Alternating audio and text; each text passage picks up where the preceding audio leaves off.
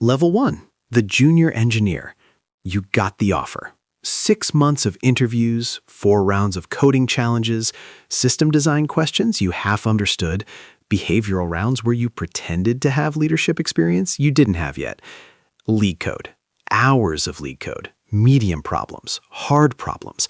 Problems where you knew the solution 2 seconds after reading the prompt, and problems that broke your brain for 40 minutes. You practiced with your friends. You practiced alone. You got the offer from the big name. Google, Meta, Amazon, one of the 5. You're 22. Your base salary is $165,000. The signing bonus is $50,000. Stock grants vesting over 4 years, total first-year comp lands around $190,000. The number feels impossible until you calculate taxes and realize it's actually just comfortable. You start in July. Your first week is orientation. 500 new engineers from around the world, all 22 years old, all dressed in the company's branded hoodie they gave you on day 1. Your onboarding manager assigns you a team. She seems nice. She is very busy. You get a laptop, you clone the repository. It has 150,000 files. You don't understand why. The codebase is 15 years old. Some of it was written by people who no longer exist in the organization. You spend 3 days setting up your environment, something about Docker containers and build systems you've never heard of. On day 4, someone assigns you a ticket. It's labeled easy. It's not easy. You ask questions. Your tech lead responds at 6 p.m. You're already home. You feel bad for messaging. She tells you not to feel bad. You spend the evening reading code. You don't sleep well. You fix the bug on day 6. It was a typo. A 1-character typo that broke the entire thing. You submit your change. It goes through code review. 3 engineers ask questions. You answer them. 2 ask follow-ups. You change the code 3 times. Finally, someone approves it. Your name is on the commit. You feel something like accomplishment. The feeling lasts until you see 10 other commits merged that day. You are very replaceable. You know this. Everyone knows this. You're not afraid, though. This is the opportunity, the resume builder. 2 years, maybe 3. Get the brand, get the stock to vest. Exit to a startup with a better title. This is the plan. Everyone has this plan. You haven't been there long enough to know if the plan works. Level 2, the mid-level engineer. You survived year 1. You got your first equity refresh grant. The initial grant is still vesting. Your base went up slightly. Your total comp is now around $280,000. You're 25. The bump in title happened without a meeting. Someone updated the org chart. Now you're middle. Middle means something. Not as much as you thought. You have direct reports to junior engineers who remind you of yourself 14 months ago. You're supposed to unblock them, review their code, make sure they don't break production. You're also supposed to ship your own features. This is the impossible math of mid-level. You have twice the responsibility and slightly more money. You lead a small project, not alone, with a tech lead who is technically still above you on the org chart, even though you're both mid-level. The title system is confusing if you look at it too long. Your project is supposed to launch in 6 weeks. You're 3 weeks in, and it's impossible. The requirements changed. The infrastructure doesn't support what you're trying to do. The tech lead tells you to cut scope. You cut scope. You still don't hit the deadline. You hit it 2 weeks late. The launch is a small thing. 5,000 users see your feature on day 1. Maybe the feature gets buried in an update that the company announces at a keynote that 3 million people watch. Your name appears on an internal wiki page in the team section. Your parents wouldn't understand. Your college friends don't understand. You don't fully understand. Level 3, the senior engineer. You work on an on-call rotation. Now, every 5th week, you're on call for your team. A bug happens at 2 a.m. Your phone goes off. Adrenaline. You get up, you debug, you fix it, or you escalate it. You go back to bed. You don't sleep. You stay awake thinking about what else might break. The on-call week is always the week you were supposed to work on the cool project. Cool projects slide. You've started to notice this pattern. Operational work expands. The system is paying you to maintain things, not build things. You ask your tech lead about this. She says it gets better at senior level. You're not sure you believe her. You have offers from other places. A startup in San Francisco wants you. Better title, smaller company, more equity, but it doesn't vest for a year. You decline. You're still following the plan. 2 more years minimum. The brand matters. The stock is starting to feel real.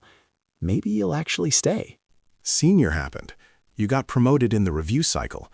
There was a meeting. Your skip-level manager told you before your direct manager told you. That's how Google does it. That's how Meta does it. You're the last to know about your own promotion. You're 28. Your base is $210,000. Your bonus is higher now. Your stock grants are much larger. Total comp is around $360,000. The number means less than it used to. Everything means less than it used to. You have direct reports now, real ones, not just 2 junior engineers. You have a team. You own a system. Not the whole system, a critical subsystem that powers a major product feature. Millions of people use it. You think about that sometimes in the shower. Usually, your decisions affect millions of people. Most of them never know you exist. Level 4. The staff engineer. Staff happened suddenly and took 3 years. You're 31. You stop tracking the hours because the number is too depressing. Your base is $245,000. Your bonus is $75,000. Your stock grant is enormous. Total comp is around $420,000. You've stopped looking at the compensation statement because it confuses you more than it excites you. Staff engineer is different. You don't own a system anymore. You shape systems. You look at what 3 teams are building and you say, this should talk to that. You do architecture reviews. You sit across from other staff engineers. You debate approaches. It's mostly civil. Sometimes it's territorial. Sometimes you win the argument because you're right. Sometimes you win because you've been there longer. You manage a team, but the team is weird. Now, your team includes engineers at 4 different levels. You have a principal engineer who reports to you technically, but is probably smarter than you. You have junior engineers who look at you like you should know everything. You don't know everything. You know things. You know enough. You originate projects. You come up with ideas and pitch them to directors. Sometimes they fund you. Sometimes they don't. When they don't, you move on. You can't afford to get attached. You started an initiative 2 years ago. It's finally getting real traction. You'll probably make principal based on that. The role above staff is principal. It's not much of a role. It's mostly a title and a number. The number is significant. $600,000 on a good year. Maybe $700,000. That's the difference between staff and principal. You could take it. You could also leave. The call started 6 months ago. Recruiter calls. Other tech companies want staff engineers. They want you specifically. Someone read your internal blog posts about your framework. They think you're the person they need. You schedule some interviews. You don't prepare. The interviews happen fast. The offers come in. They're good offers. They don't feel real. You decline them. You've been here 8 years. The stock has vested and vested and vested. New grants keep coming. You have options you've never exercised. You're wealthy now, quietly. It's the kind of wealth that sneaks up on you. You don't feel wealthy. You feel tired. You have a family you see on weekends mostly. Your kids know what your job is. They don't really understand it. You don't really understand how to explain it. You say you solve big problems. That's true. It's incomplete. Level 5, the principal engineer. Principal is strange. You're 36. The promotion was ceremonial. Your compensation didn't change much. $650,000 total. It could be $750,000 next year. It could be $550,000. The board decides based on metrics you don't fully control. You stop trying to understand the logic. You define direction. Now you set technical strategy for your area. It's 500 engineers. You don't manage them, you influence them. That's the principal thing. Influence without authority. You write memos. They're long. They're detailed. They propose directions. Sometimes the entire company adopts the direction. Sometimes it's ignored. When it's ignored, you internalize it as your fault. You've done principal for 2 years. You could do it forever. You could also exit. The fund called again. Different fund, better economics. They want you as CTO. $1.2 million base salary, real carry, real equity in the company. You'd be on the board. You'd shape the entire direction. You'd own the outcome. You'd own the failure, too. You interviewed, you like the team, you think you could do it. You think about who you are without the name on the door. You don't have a clean answer. The principal role is strange because you've transcended most of the problems. You don't have a manager anymore. You have peers and your boss. You have dinner with your skip-level manager once a quarter. She asks how you're doing. You say, fine. You mean it. You're fine. You're not happy. Happy feels like a thing people younger than you experience. You're purposeful. You're respected. You're not sure if those are close to happy. You turn down the CTO offer. You tell yourself it wasn't the right opportunity. You tell yourself you need the brand one more year. You know you're lying. You stay. Level 6. The director. Director happened. You're 41. You stopped writing code 3 years ago. You didn't realize it was happening. One day you looked at your calendar and every slot was meetings. Meetings about meetings. You manage directors now. 2 of them. They manage teams. The teams ship features. You review the features in a doc. You comment on the doc. Your comments sometimes change direction. Sometimes they don't matter.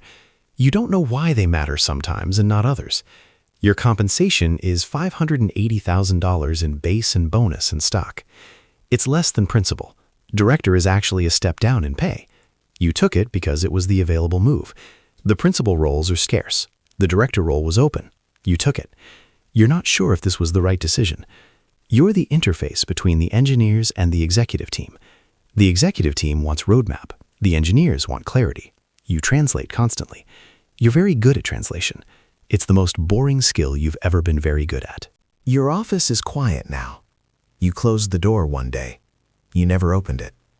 You work with your door closed. People email instead of walking over. You respond quickly. The pace is slower at this level. Things take longer. You approve a major architectural decision, and it takes 6 months to implement. You used to ship features in weeks. You used to see users adopt your work. Now you see organizational change. It's slower. The impact is supposedly larger. It feels smaller. You have 2 children. One is in college, one is in high school. You were at your son's soccer games when you had time. You don't have time anymore. You watch the recordings. They're not the same. You know they're not the same. You tell yourself, this is what it costs. You have $4 million in equity. You have a mortgage on a house that costs more than you spent on your college education. You have a retirement plan. The retirement plan is overfunded.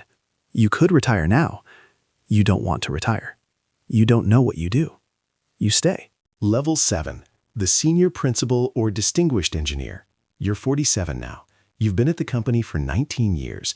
You are the company. People Google you. Junior engineers know your name from the systems they learn. Your work is everywhere. You don't think about this usually. You think about it when something breaks and your name is mentioned in the incident postmortem. You shaped that architecture. It failed at scale. You feel it personally. Your compensation last year was $1.3 million. The year before, $1.1 million. The year before that, $1.5 million. The variation is large. The lifestyle adjusted years ago. It doesn't adjust anymore. You have everything the 22-year-old with the broken VS Code setup wanted. The title, the number, the office, the stock that keeps growing. You also have a complicated relationship with your spouse. Someone who didn't understand why you worked 18-hour days when the work was important. A daughter who used to wait for you at soccer practice and stopped waiting. A son who learned not to ask when you'd be home. You're not sure when the transition happened. One day you were managing a team. The next day you were speaking at conferences about systems nobody understands except you. The conference speaking is oddly satisfying. You're invited to speak about the future. You're interviewed by journalists about technology. You sit on advisory boards. You know people, very important people, CEOs, venture capitalists, government officials. You could leverage these relationships. You could start a company. You could be a CTO somewhere that needs your name more than your work. You haven't done it. You're not sure why. Maybe you're afraid the name is all you have. Maybe you know that's true. Your kid texted you on your birthday. Your spouse sent flowers to the office. These are the things you're allowed to feel proud about. These are the things you're not sure you actually feel anything about. You have built something important. It runs in data centers across the world. Billions of people use systems you designed. You'll never know them. They'll never know you. You spent 19 years becoming a legend inside an organization. You're not sure it was worth it. You're not sure what the alternative would have been. You're not sure about much anymore. This cycle. Right now, somewhere in a code editor at midnight, a 22-year-old is reading the problem statement. She has lead code open on her other monitor. She has 3 coding interviews scheduled. She has studied for 12 weeks straight. She has watched every video. She has memorized every pattern. She is very good at this. She is going to get the offer. She has a plan. 2 years, maybe 3. Get the brand, get the stock vesting, exit to a startup where she's the founding engineer, or go to a company where she can actually build things. Clean, simple, sensible. She gets the offer, she accepts before they finish the sentence. She picks a start date in July. She researches apartments. She's terrified and excited in equal measure. She doesn't know yet that she's 19 years away from sitting in an office wondering if 19 years was worth the cost. She doesn't know that the Sunday flights never really end. She doesn't know that the stock doesn't feel real until it does. She orders a mechanical keyboard. She orders the company hoodie, even though she doesn't work there yet. She watches onboarding videos. She sets up her home office. She's ready. The machine doesn't care if she's ready. The machine just needs new parts. The cycle continues.